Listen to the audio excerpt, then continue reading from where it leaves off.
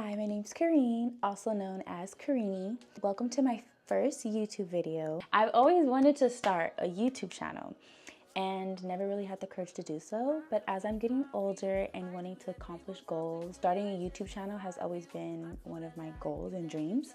So today I decided that it being my first video would be a good idea to show you guys my nighttime routine, as well as talk a little bit about myself, hygiene tips, some of my goals, and that way you guys know what to look forward to on my channel. If you don't floss, I'm judging you, okay? Floss. At least do it every night or every other night, okay? I personally floss every night because my teeth are really tight together and I have to.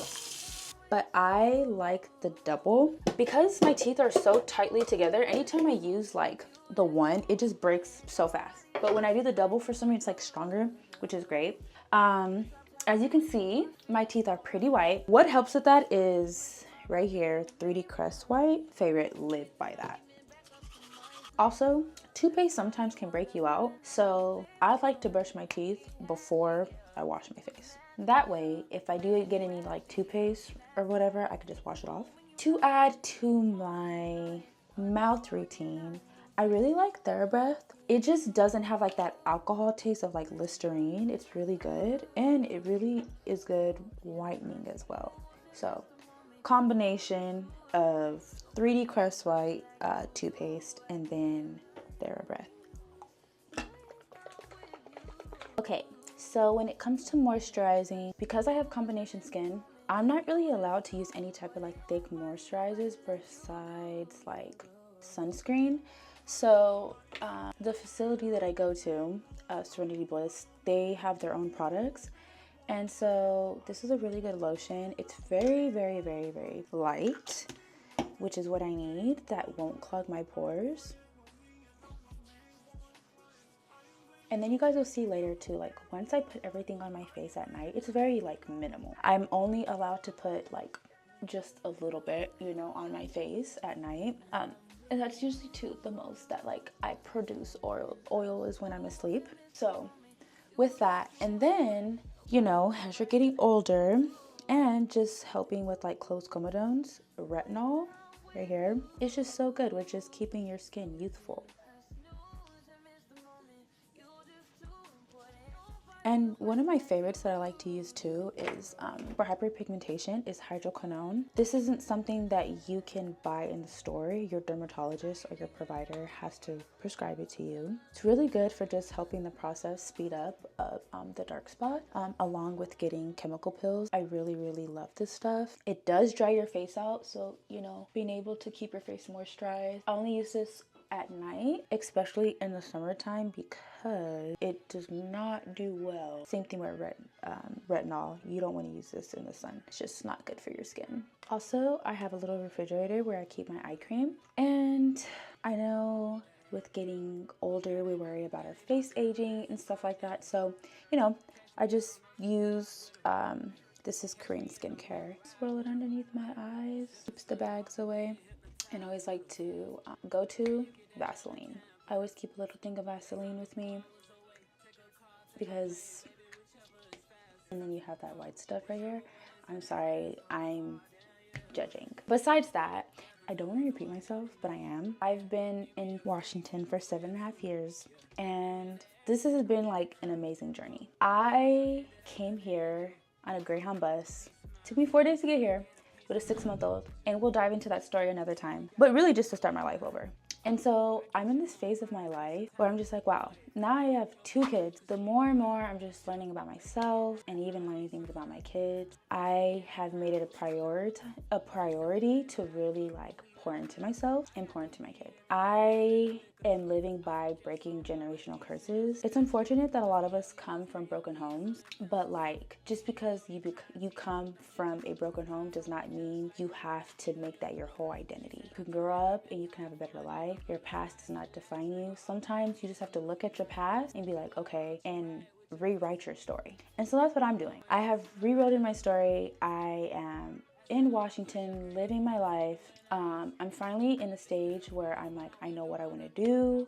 I might have mentioned that I am a registered behavior tech, and so I go to different schools and I provide behavioral support. But also, before getting into being a registered behavior tech, I was a firefighter and in the medical field as an EMT. And it was really hard to manage as a single mom doing all those things. So I took a break, and during that time, I'm finding out that my kid has autism, both of my kids. And so I decided that I was going to take the time to really truly understand my kids, and I became a registered behavior tech.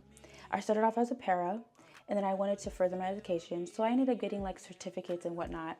And the more I was like hiring my education and understanding behaviors, not just like my kids' behaviors, but everyone's behaviors, it just started to just make more sense to me of how to just really be equipped to be a mom of 2 special need girls. And it's just like God made them so special for me that at first, I was really hard on myself. I'm like, how am I going to do this? But it's like, now I have the tools to be an awesome mom. I'm not perfect, and we all have our days of frustration, but I truly love being a mom to my kids. Like the things they do, learning them when they learn new things. You know, I never really got to experience the, oh, my daughter's 1, 2, mama, dada. Like my kids didn't start talking until like 4 or 5.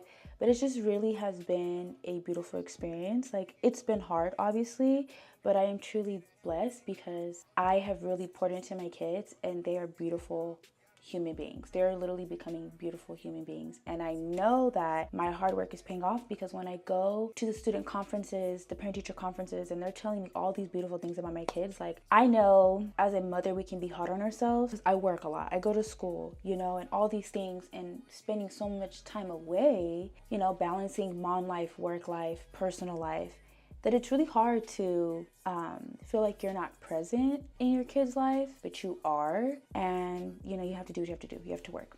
The bills have to get paid. One thing I will say to add, I heard, because I like to watch a lot of podcasts, even if you're away from your kids all the time, spending 20 minutes a day with your kid, just being intentional, no phone, no TV, just really one-on-one and interacting, asking your kids, what was the best part of their day, worst part of their day? It's just so important. So that's enough of the mom chat. So I'm going back to school to become a surgical tech, and that requires me just to listen, pass the tools, and keep it pushing. That's all I want to be able to do. And yeah, that's where I'm at. But with all that being said, I have learned to really prioritize my mental health. It has been a struggle. I did grow up rough, and we could talk about that another time as well. So, you know, with great hardship comes ease. And I'm finally in a place in my life where things aren't easy, because who said things are going to be easy? But it has definitely come with ease. And I would just like to say in this journey, the last 3 years, I am not, especially like coming to the end of the year, I am not a New Year's resolution person.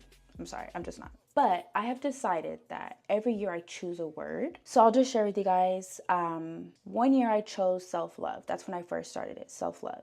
And during that time, I just dedicated myself to just traveling by myself, loving myself, and just doing things that make me happy. At that time, I had just separated from my kid's dad, and so I'm just like finding my own identity, because I had my first kid when I was 18, and so I'm just like coming out of this relationship, learning things about myself, pouring into myself, right? And then year 2, I was like, I need some healing. So my word was healing. I got into therapy, found an amazing therapist, just started really figuring out things about myself, like my triggers, why am I like this, understanding myself, and really processing the trauma that I went through.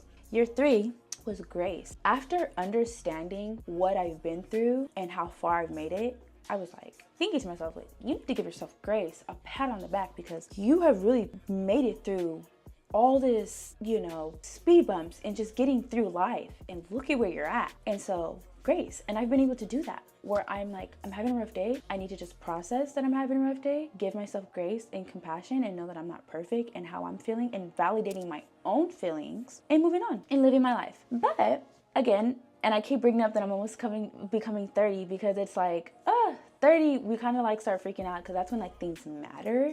You know, what are you going to do with your life? Where do you want to be? You know, your goals, all these things. And for me, like after learning all these things about myself, I truly believe like my next word is discipline. Discipline when it comes to AM routines, PM routines, discipline on just studying, not procrastinating, habits, you know, I love to read. So just really incorporating time management and being like, okay, I'm gonna read today, I'm gonna do this, I'm gonna do that. So giving myself too many slacking days of relaxing and bed rotting, scrolling, doom scrolling, like we're not doing that. We're not doing that. So I encourage you guys to, if you do the New Year's resolution thing, good for you. I like to set the bar realistically, and so I just pick a word. Hopefully you guys can pick a word for your guys' self too, and just like live by it through the whole year. So with like discipline, I would say like hyphenated consistency. Discipline and consistency I feel like go together really well, but discipline for sure. I meant to mention too, like also with transitioning back into the medical field, I truly love being a registered behavior tech. Like very fulfilling, because it's like dealing with all these kids with all these behaviors and realizing that like they really look for us, and when it comes to wanting to feel safe and encouraged and loved, because they may not be getting that at home. So I think like growing up, right, when you could have been a problem child, and I would say I excelled academically, but I struggled with like my temper growing up. But there were certain teachers that just understood me and just knew what I was going through. And I look back in my adult years and I still communicate with these teachers, and I'll always be grateful for them, because I'm like, dang, like you could have just gave me a hard time, but instead like I would come to school and you were there, a safe space. And you appreciate those teachers when you grow up and you look back. So I am being able to provide that for my students, and I love that. But because my kids have special needs, coming home sometimes I am overstimulated and I am drained. And my kids deserve to have me at my best. Like any job is gonna do that, but I feel like being with kids all day, like realistically when I come home, like I love my kids, but I am like tapped out, you know? The end result is to be a surgical tech and then YouTube and have time to do hobbies and things that I truly enjoy doing. Every night as well, I write 3 things that I am grateful for. So the rest of my video, I plan on just having you guys watch me. Then you can kind of just see like how I unwind. But I have a gratitude journal and I have a Kindle.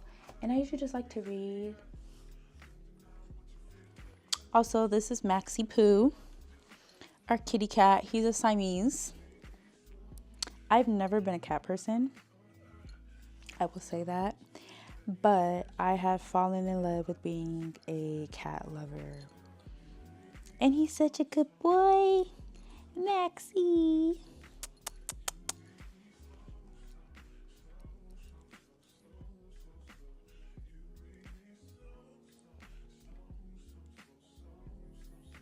Also, I would also like you guys to know, because you're gonna see it on my journey, I recently took my Shahada in April. So I am a Muslim girly. Islam has truly been such an amazing journey for me, as well as in finding my new faith in just like believing in one God. Being Muslim has just been one of the greatest things that I could have done, especially just becoming a Muslim woman. That journey has been amazing, especially with like, again, wanting to be more disciplined. Islam is so disciplined and structured, and I have learned that because I grew up so chaotic, that being Muslim brings so much structure to my life. And not just that, you know, I've always believed in God, just Christianity always brought a lot of confusion to me, and learning that there's only one Quran and that everything just makes sense. And when you have questions, Islam is very encouraging just to ask questions. And it's just been really good to me, especially the Muslim community out here. Very welcoming. I have really great Muslim friends now, and it's just been very welcoming and a great experience. Also, with having hyperpigmentation, my esthetician recommended I do red light therapy. So that is one of the last steps that I'm gonna do tonight for my night routine. And then I'm probably just gonna unwind, watch TV for a little bit before I go to bed. So red light therapy is really good for anti-aging, Also with the hyperpigmentation, the acne scarring, and just healing your skin. So 20 minutes every other day for red light therapy. So the blue light therapy is really good for also acne control, oil control, and inflammation. And then you just sit right up under it.